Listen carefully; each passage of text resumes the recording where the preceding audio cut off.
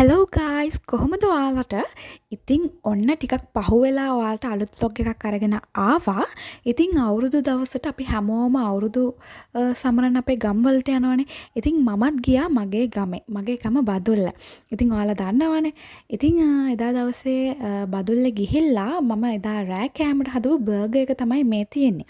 ඉතින් බර්ගර් හදන ගමන් මම කියන්නම් මට මතක් වෙන සිද්ධියක් ගැන. සාමාන්‍යයෙන් බදුල්ලේ ඉන්නකොට මම ගොඩාක් වෙලාට ෆ්‍රී ටයිම් එක කරන්නේ අලුත් කෑම හදනවා. ඉතින් මං හරි ආසයි එක එක විදිහේ කෑම වර්ග හදලා බලන්න අලුත් රෙසිපි try කරලා බලන්න. ඉතින් ඒවා try කරන්න මම ගන්න අපේ ගෙදර අයම තමයි. සමහරක් දවසට තිබුණා ඒ කෑම ඇත්තටම රසයි ඒවා කන්න ආස හිතෙන තරම්.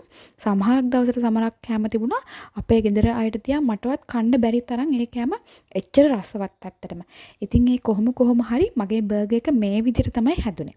ඉතින් guys ඊට පහුවෙන්ද අපි අලුත් අවුරුදු උදා වෙන හින්දා ගෙවල් අස්පස් කරන්න පටන් ගත්තා. ඉතින් මේ විදිහට පුටු වෙන කෙනෙකුත් ඇවිල්ලා හිටපු හින්දා මම ඒකේ වීඩියෝ ක්ලිප් එකකුත් මේකට එකතු කරා.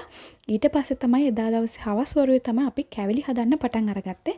මොකද ඒ වෙනකල් අපේ ගෙදර කැවිලි මුකුත් හදලා තිබුණේ නැහැ. ඉතින් අම්මයි මමයි අයියා එකතු වෙලා තමයි මෙදා සැරේ මේ කී ටොෆි එක හැදුවේ. අවුරුදු කැවිලි මේසෙට අපි හැදුවේ මෙදා සැරේ කී ටොෆි විතරයි. අනිත් හැමදේම වගේ අපි කඩෙන් තමයි මෙදා සැරේ ගත්තේ. මොකද මේ සැරේ අපි අවුරුදු සමරන්න නැහැ කියන තැන තමයි හිටියේ. ඒකට හේතුව මම ඔයාලට කියන්නම්. අපේ පොඩි බාප්පා නැති වුණ හින්දා තමයි මෙදා සැරේ අපි අවුරුදු සමරන්න නැහැ කියන මතයට ආවේ. ඉතින් මේ කැවුම් කොකිස් හැදුවේ ඊට පහුවෙන්දා. ඒ කියන්නේ අවුරුදු උදා වුණාට පස්සේ දවසේ තමයි මේ කැවුම් කොකිස් දේවල් හැදුවේ. කේක් හැදුවා, කැවුම් කොකිස් හැදුවා, තව ගොඩක් දේවල් හැදුවා. මේ හැමදේම හැදුවේ වෙන මොනාටවත් නෙමෙයි අවුරුදු ඉවර වෙලා හැදුවේ. මොකද අපේ නෑයොත් එක්ක එතකොට අහල පහල අයත් එක්ක ඒ වගේම අපිට ඉන්නවනේ යාළුවෝ. විවිධ ජාතිවල විවිධ ආගම්වල යාළුවෝ ඉන්නවනේ. ඉතින් එයාලත් එක්ක මේ දේවල් ෂෙයා කරගන්න ඕන හින්දා තමයි අපි මේ විදිහට කැවිලි හැදුවේ ඊට පහුවෙන්දා.